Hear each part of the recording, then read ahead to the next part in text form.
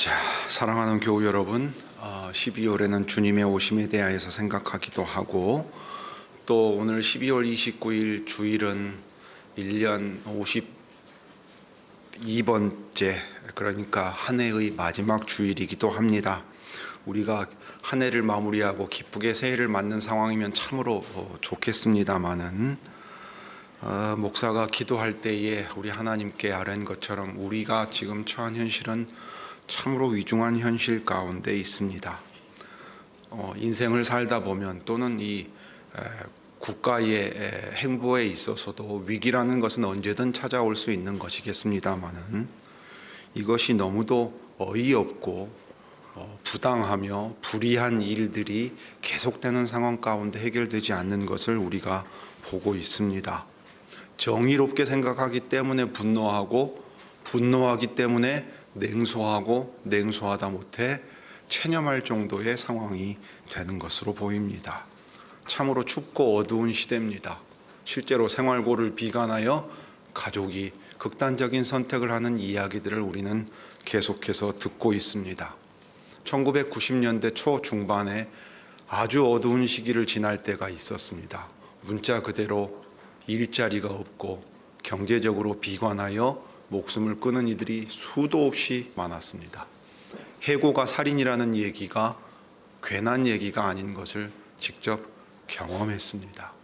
2008년이 되었을 때 우리가 욕심으로 그 금융자본 시장을 끝도 없이 팽창시키고 거기서 어떻게든 우리의 이익을 거두면 된다고 생각해서 어떤 상품을 만들었는지, 어떤 위험이 있는지조차 만들어낸 사람들도 알지 못했을 때 우리가 아는 미국 서브프라임 모기지 사태를 맞았습니다. 세계 금융위기를 맞았습니다. 그러고도 우리는 십몇 년이 지나지 않아서 오늘 우리나라의 아주 위중한 상황을 맞고 아직 이것을 해결해 가고 있지 못합니다. 사실 여러분 앞에서 목사는 하나님의 말씀을 전할 수 없을 정도로 상심했고 분노했고 여전히 괴롭습니다. 문자 그대로 몸이 아파서 주일에 서지 못하기도 하였고 이 마음으로는 아무것도 할 수 없을 것 같은 마음으로 있습니다.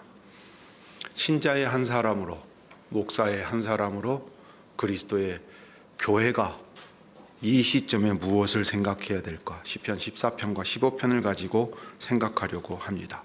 시편 14편 1절은 우리가 잘 아는 구절로 시작합니다.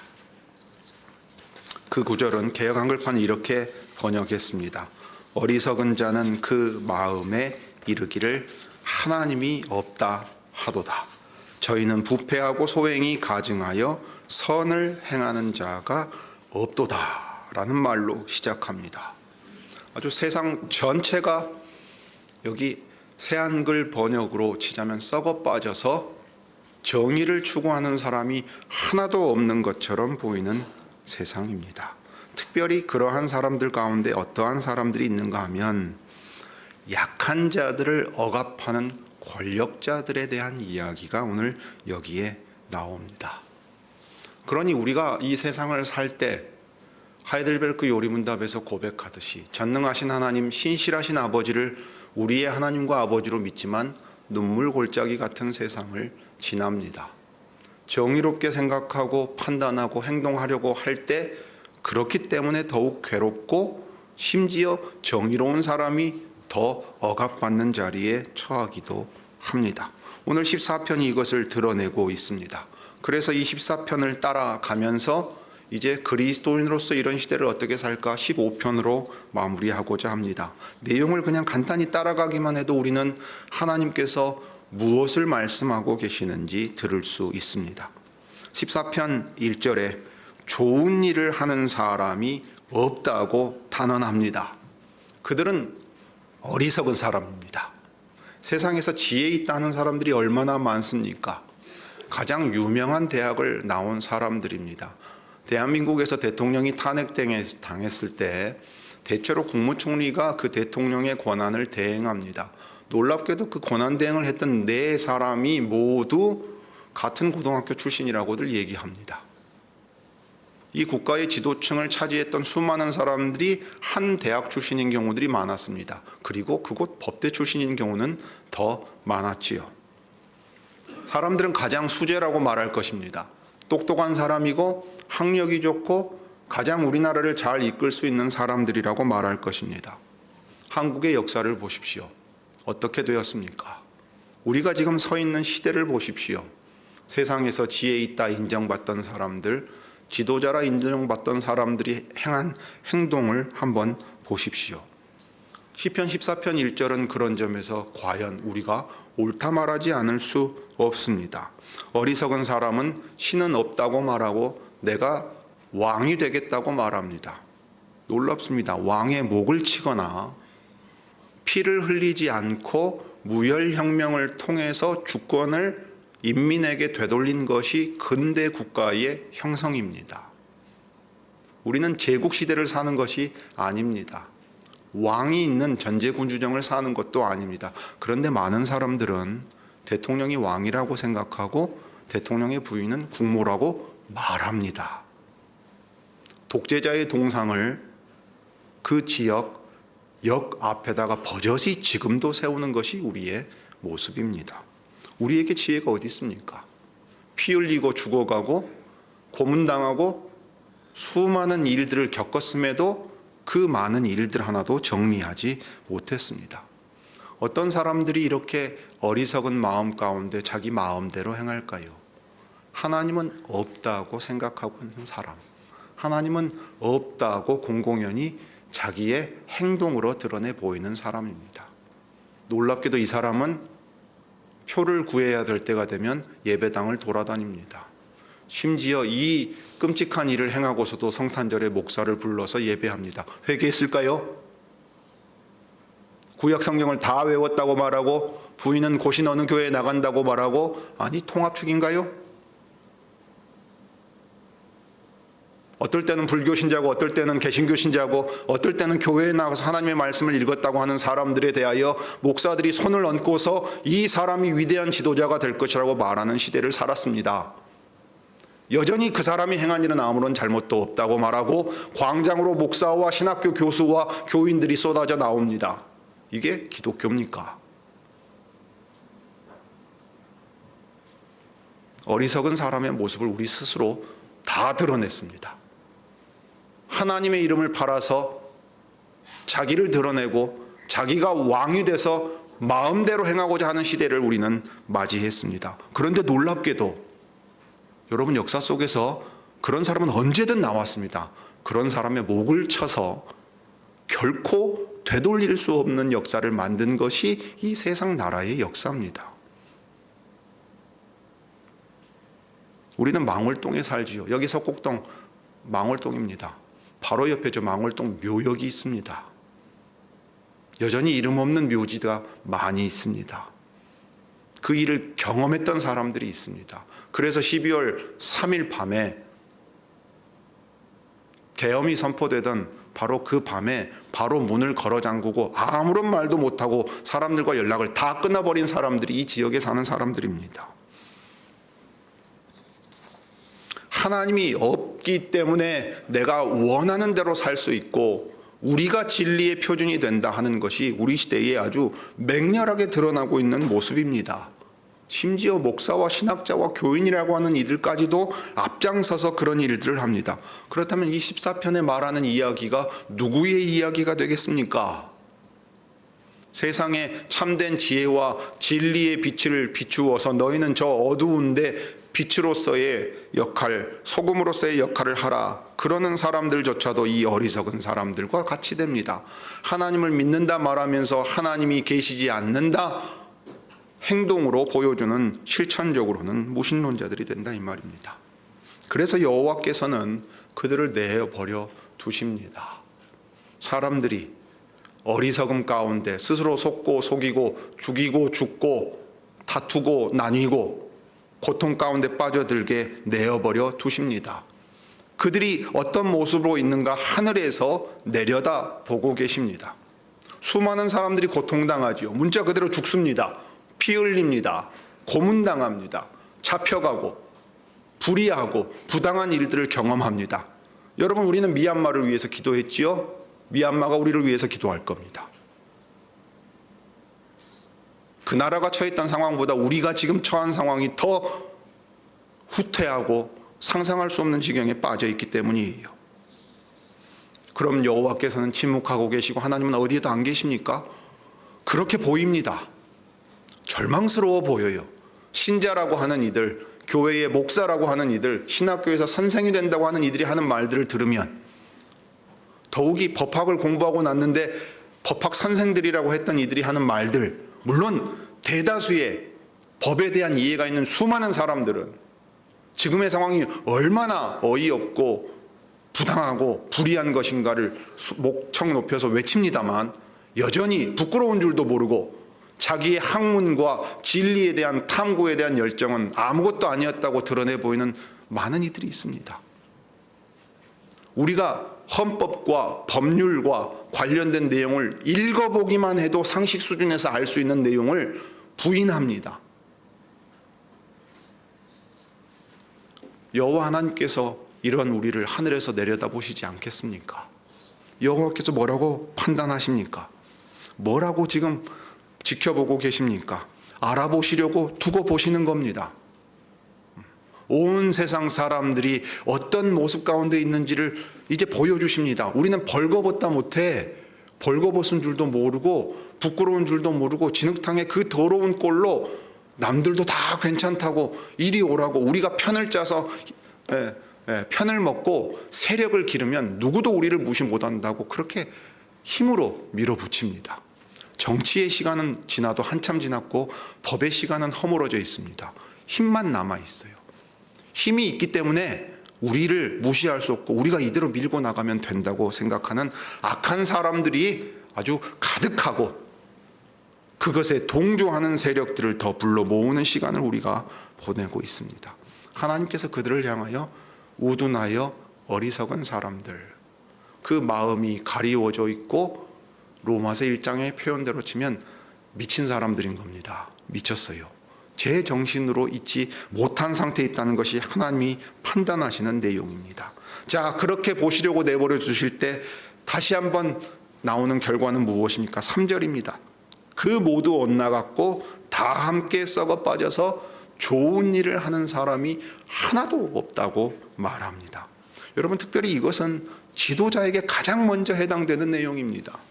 이사야서 9장 다음에 나오는 10장의 내용을 보거나 여러 나라들에 임하는 심판을 볼 때 여호와께서 하시는 아주 명백한 일이 하나가 있습니다. 지도자들의 마음을 어둡게 하셔서 평소에는 상상할 수 없는 어리석은 어떤 행동을 하게 만드십니다. 이게 여호와의 심판이 나라들에 임하는 아주 대표적인 예입니다. 지도자들이 지혜를 따라서 행하지 않고 자기 어리석은 대로 행하면 그 백성과 함께 구덩이에 빠져 들어갑니다. 이게 여호와께서 나라를 심판하실 때 나타나는 대표적인 일입니다. 썩어 빠지고 좋은 일을 하는 사람이 아무도 없는데 더 나아가서 교만하게 하늘을 향하여 신이 어디 있느냐, 내가 마음 먹으면 다 할 수 있는 것이다 라고 말한다, 이 말이에요. 근대 국가는 신의 자리를 수많은 전쟁을 경험하고 서로 합의하면서 어떻게 바꾸었냐면 이제 법이 다스린다. 신이 다스리거나 사람이 우리를 다스리는 게 아니라 우리가 합의한 법이 다스린다. 이게 법치입니다. 독재자들과 권력자들은 법을 몽둥이로 써서 법치라는 미명 아래 자기의 통치 대상들을 자기 아래에 두려고 합니다. 왕과 같은 존재가, 절대 군주가 되려고 하는 성향이 항상 있습니다. 사실 행정부는 여러분 의회 다음에 옵니다. 영국에서 의회가 힘을 얻게 되고 성장하게 된 배경에 무엇이 있는지 아십니까? 국왕을 견제하기 위해서입니다. 국왕이 세금이나 기타 다른 많은 것들로 백성들을 억압하려고 할 때 의회가 인민의 권리를 보호하면서 지키는 기관의 역할을 합니다. 어떤 사람들은 의회 독재라는 말을 쓰는데 아닙니다. 민주주의가 발달한 사회는 그 의회 독재라는 말을 그런 식으로 사용하지 않습니다. 의회를 가장 중심에 두고서 돌아갑니다. 우리나라는 역사가 일천하고 이 의식이 미천하여서, 우리의 정치 의식이 일천하여서 심지어 학자들조차도 이상한 얘기들을 하는 경우들이 많습니다. 법을 수호해야 될 사람, 법을 만드는 사람들도 심지어 법에 있는 것조차 안 읽은 것처럼 보이는 시대를 삽니다. 여러분, 그리스도인들 정신 바짝 차려야 합니다. 바짝 차려야 합니다. 세상에서 법이 설정한 최악의 상황이 무엇이냐면 현직 대통령이 내란이나 외환의 죄를 범해서 형사소출을 당하는 겁니다. 우리가 지금 경험하고 있는 것이 상상할 수 있는 가장 최악인데 상상할 수 있는 그 이상의 일을 경험하고 있다, 이 말입니다. 하나님의 말씀에서 어리석은 자들이 지도자가 되고 그들이 권력을 쥐고서 하나님의 존재는커녕 정의가 무엇이냐, 힘 있는 놈이 하자는 대로 하면 되는 것이다 라는 시대를 우리가 지금 다시 보고 있다, 이 말입니다. 자, 그러면 그저 힘없는 사람들, 주권은 국민에게 있다고 말하지만 아무런 조치도 할 수 없고 그저 환율이 치솟으면 그것대로 사업하다가 어려움에 처해야 되고, 지금까지 돈 빌려서 집장만 하기 위해 빌린 돈 때문에 이자는 치솟게 된다고 친다면 국가의 신용등급이 떨어지면 어떤 일이 일어나는지를 우리는 경험해서 알고 있는데 말입니다. 직장에서 해고를 당한다거나 임금을 받을 수 없는 상태가 된다거나 당장에 우리 눈앞에 문자 그대로 춥고 어둡고 배고파서 죽어나가는 시절이 온다면 우리는 어떻게 살겠습니까? 억울하겠죠. 저항하고 싶겠죠. 그것이 정의롭기 때문이기도 하지만 우리가 왜 고통당해야 되느냐는 원망과 불의에 대한 분노가 일어날 것입니다.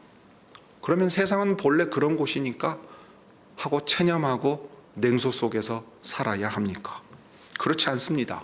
시편 14편은 분명히 우리에게 들려줍니다. 못된 짓 하는 모든 사람들은 알지 못합니까? 그들은 내 백성을 밥 먹듯이 집어 삼키는 사람들입니다. 그들은 세상 속에서 어리석고 자기 힘을 가지고서 마음대로 행하는 사람들일 뿐만 아니라 하나님의 백성까지도 집어 삼키려고 하는 사람들입니다. 밥 먹듯이 집어 삼킨다 그랬습니다. 그러니까 힘 있는 사람이 자기 어리석음 가운데 그 힘으로 힘없는 사람들을 억압하는 것, 그것을 삼시세끼 밥 먹듯이 아무렇지 않게 행한다, 이 말이에요. 교회가 부패할 때에 나타난 아주 대표적인 모습입니다. 이사야서에서 그 얘기를 합니다. 그리고 미가 선지자가 그 얘기를 합니다. 그들은 밤에 침대에 누울 때 내일은 또 어떻게 해볼까 생각하고요, 아침에 일찍 일어나서 남의 땅을 뺏고 집을 뺏습니다. 집이 수십 채가 되고 땅이 계속 늘어납니다. 여러분, 그거 무슨 말인지 아시죠? 현대판으로 보면 전세 사기당한 사람들 얘기입니다. 최근에도 전세 사기가 크게 있었다는 기사가 있었지요. 그 사람들은 자기들에게 심판이 임하지 않고 자기들이 승승장구하는 것처럼 보이고 권력이 있으니까 약한 자들을 집어삼킵니다. 표를 달라고 할 때는 가서 사거리에서 편말을 들고 띠를 두른 채 열심히 인사합니다. 열심히 악수하죠. 그런데 참사가 일어나고 억울한 일을 당한 사람들이 그들에게 가서 호소할 때 어떻게 하던가요? 장애인 학교를 지어달라고 할 때 어떻게 하던가요? 그들 앞에 무릎 꿇고 앉아 절하는 사람을 박절하게 상대도 하지 않고 그들은 지나가 버립니다. 좋은 차를 타고, 국가에서 지급한 차를 타고 휙 지나가는 모습을 우리는 수도 없이 보았지요. 여호와를 그들은 부르지 않습니다. 여러분, 놀랍게도 이 정부 안에 또는 정치인들 안에 개신교인이 얼마나 있는지 아십니까? 로마교회 교인들 말입니다. 로마교회에서는 이 비상계엄으로 말미암은 이후의 일에 대하여 대통령을 탄핵 소추안을 의결하고자 할 때 소위 정부 여당에서 참여하지 않으니까 그때 어떻게 했냐면, 천주교 시민단체는 세례명을 가지고 있는 천주교 신자 각각의 이름을 불렀습니다. 암브로시오, 너 누구여? 지금 어디 있는가? 라고 이름을 불렀다고요. 여호와께서 아담이 범죄하여 숨었을 때 아담아 어디 있느냐 부른 것처럼 불렀어요. 개신교인들도 불러야죠. 하나님의 이름을 두려워해야죠. 당신이 그곳에 있는 것은 내가 죽으면 죽으리이다 하는 각오로 하나님 앞에 마땅한 것을 행하라고 주님이 거기 세우셨다고 해야죠.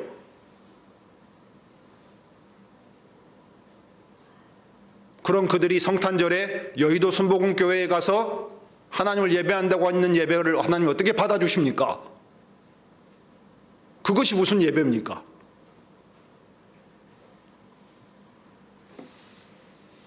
내년 상반기, 더 나아가서 내년 그 이후의 일은 우리가 상상할 수 없을 정도로 끔찍할지도 모릅니다.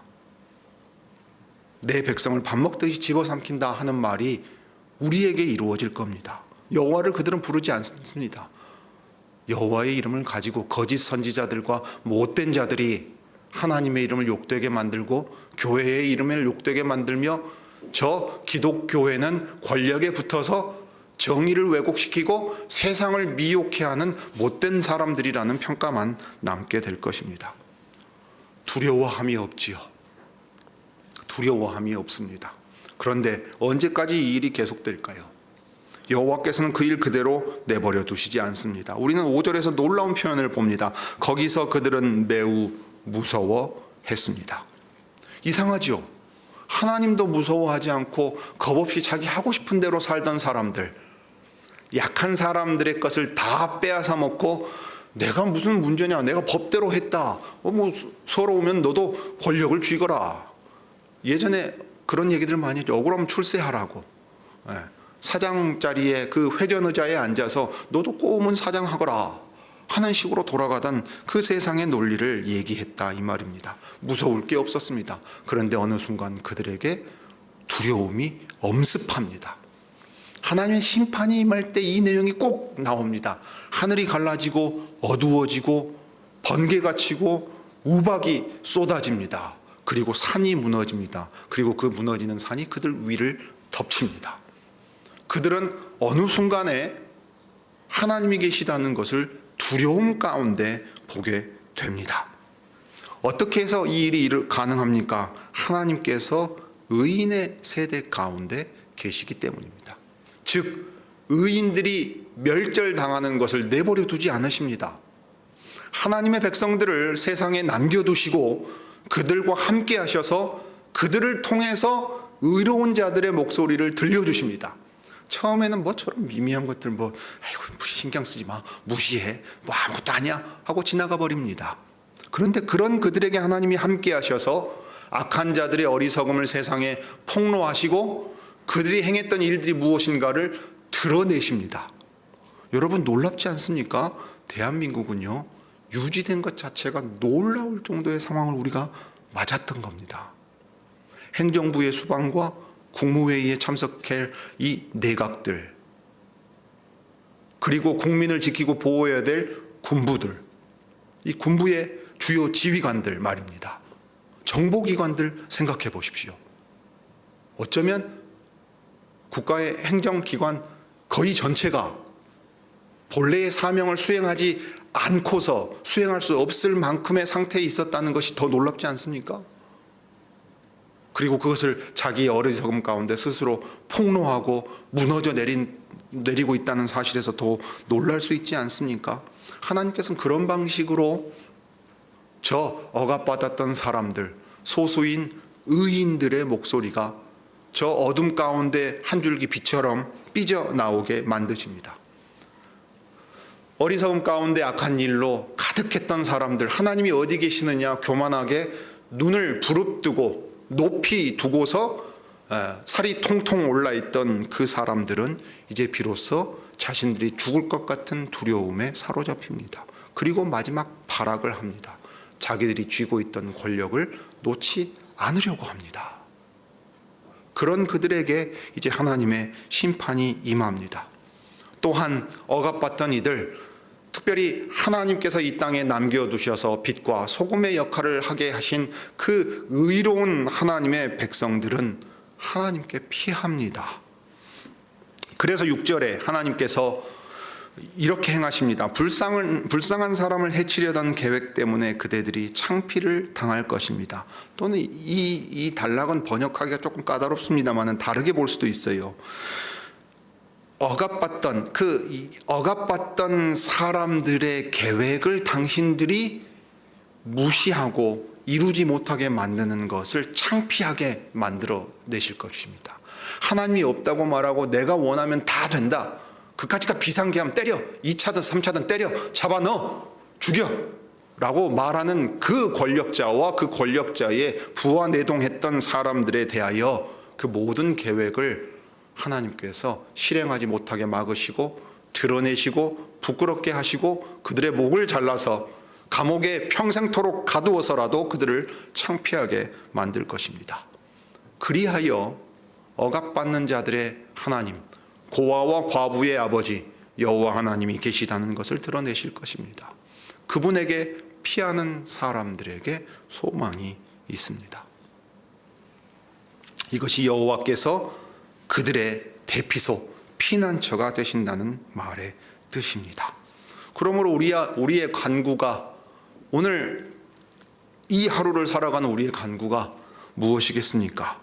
7절에 나온 바로 그 내용입니다. 시온으로부터 이스라엘의 구원이 있기를.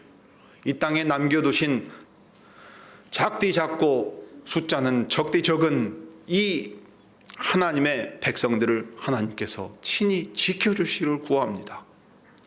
정의가 승리한다는 것, 불의와 악인들과 어리석음이 세상을 뒤덮은 것처럼 보이고 그들이 권력을 잡은 것처럼 보여도 그들은 실패할 수밖에 없고 멸망당할 수밖에 없다는 것을 하나님께서는 하나님의 정의를 알고 하나님의 의로우신 백성들을 통해 나타내 주시기를 구하는 것입니다. 여호와께서 자기 백성의 운명을 바꾸어 주십니다. 지금은 도망쳐간 피난자 같습니다. 자기 땅이 없는 것 같고 여기서는 도저히 살 수 없을 것 같아 보입니다. 내일을 장담할 수 없고 가난에 시달리고 질병에 고통당할 수 있습니다. 포로되었던 이들입니다. 나라조차 망한 것처럼 보입니다. 목사로서 우리 시대의 교회를 생각하면 분노가 아니라 슬픔밖에 남아있지를 않습니다. 이제 어떻게 해야 될까요?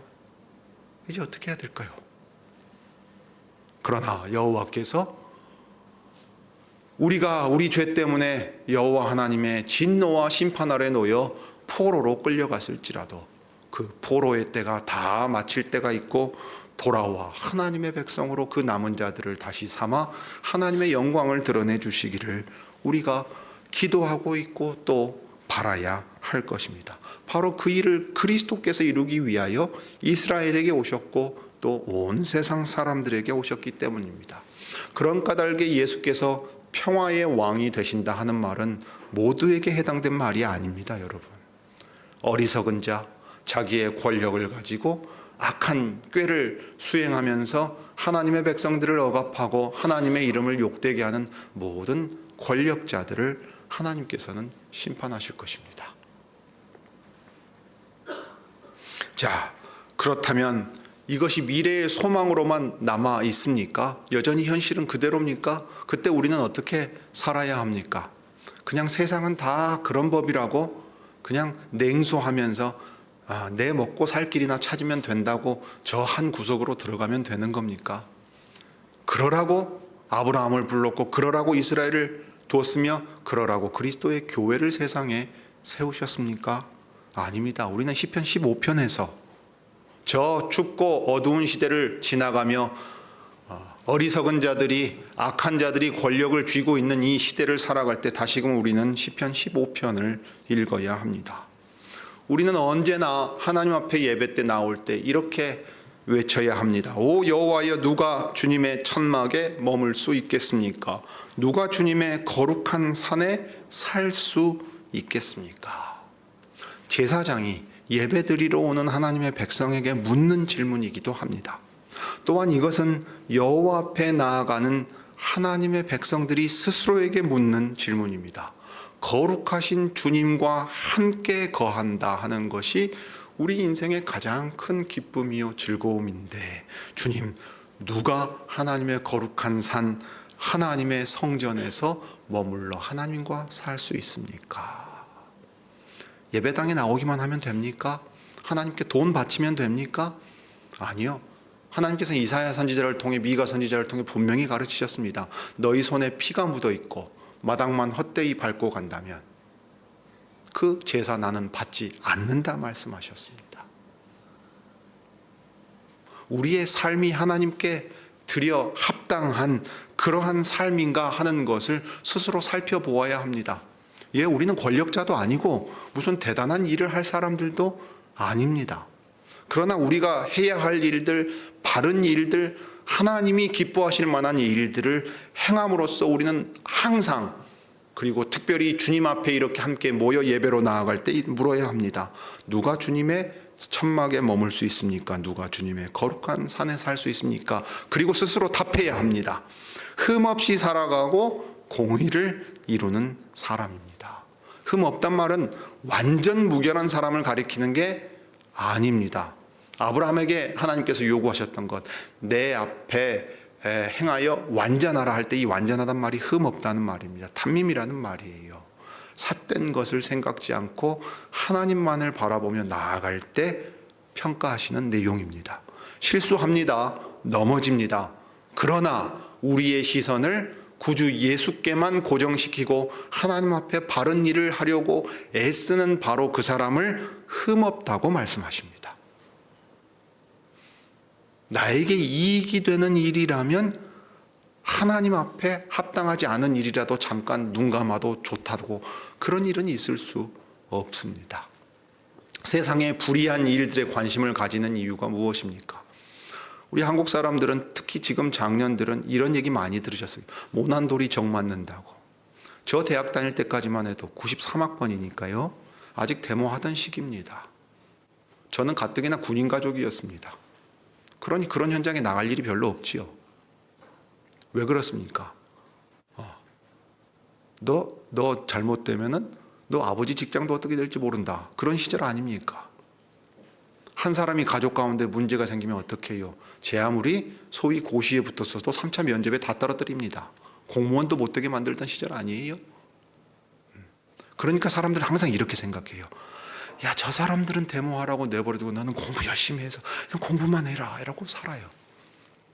괜히 모난돌이 돼가지고 이것은 불의하고 부당하다고 말해서 너 불이익 당하건 그런 일 생기지 말아라.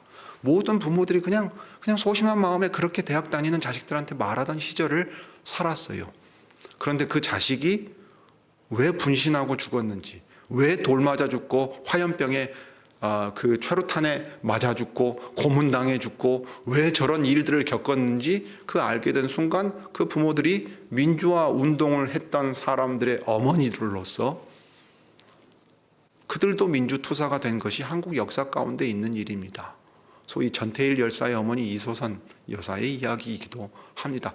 평범한 사람들이 투사가 됩니다. 왜요? 불의한 것에 침묵하면 그것이 우리의 일이라는 걸 알기 때문에 그래요. 내 일이 아닐지라도 그 일이 불의한 일이다 하면 하나님 앞에 합당하지 않다 생각하는 게 그리스도인의 모습이라 이 말입니다. 그러니 그는 공의를 이루며 살아갑니다. 세상 속에서 공의가 어떻게 행해져야 하고 어떻게 서가는지도 알지 못하는 사람이 어떻게 행하겠어요?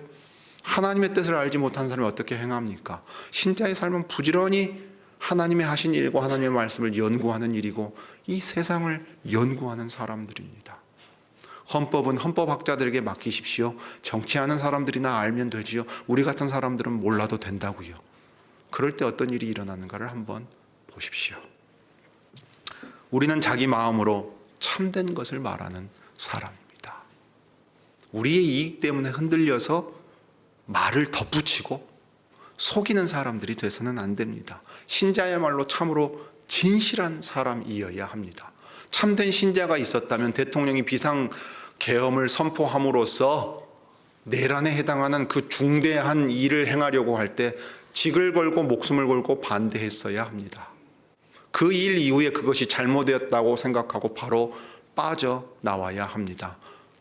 신자가 아니더라도 그 일을 하거든요. 검찰에서 그런 사람이 있었지요. 여러분 봐서 아실 것입니다. 왜냐하면 2차 세계대전에서 저 나치가 유대인을 죽일 때 어떤 일을 행했는지 알았기 때문입니다.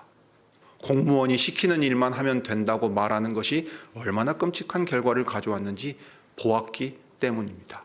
생각하지 않는 것, 선과 악을 분별하지 않고 정의와 불의를 구분하지 않고 그저 월급 받고 사는 나는 시키는 대로 하면 된다고 하는 말이 수백만 명을 가스실에서 죽이는데 아무런 도덕적인 죄의식도 없이 행할 수 있는 것이 우리 평범한 여기 흔해 빠진 사람들이 할 수 있는 바로 그 모습이라는 것을 배웠다고요. 민족이 민족을 죽이는 일에 앞장섰습니다. 이웃이 이웃을 죽였어요. 제주도의 일입니다. 군대가 자국민을 총으로 쏴서 죽이고 헬기에서 발포하고 지금도 발포 명령권자가 누군지도 나오지도 않습니다. 그런데도 우리는 그저 나한테 큰 일 없으면 그냥 조용조용 살아가는 거라고 살아가는 사람이 하나님 앞에 합당한 사람이라 할 수 있겠습니까? 자기 마음으로 참된 것을 말하고 공의를 이루며 살아가고 그래서 하나님 앞에 흠없이 살고자 몸부림치는 사람이기 때문에 신문도 펼쳐보고 뉴스도 듣고 이 사안은 어떻게 판단해야 되고 무엇을 구하고 어떻게 행동해야 될지를 항상 고민하는 사람 아닙니까?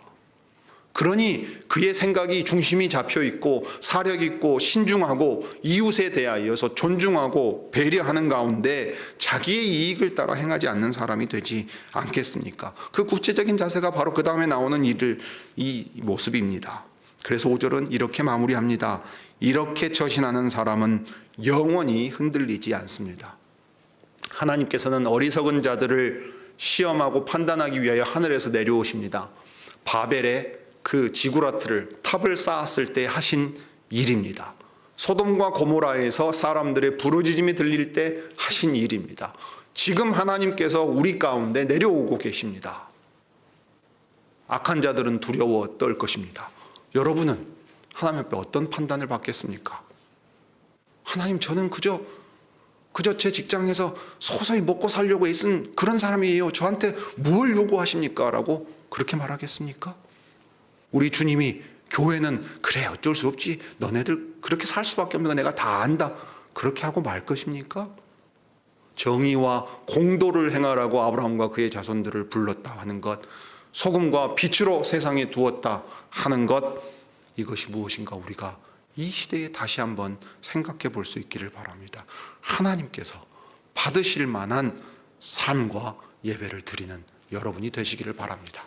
기도하겠습니다.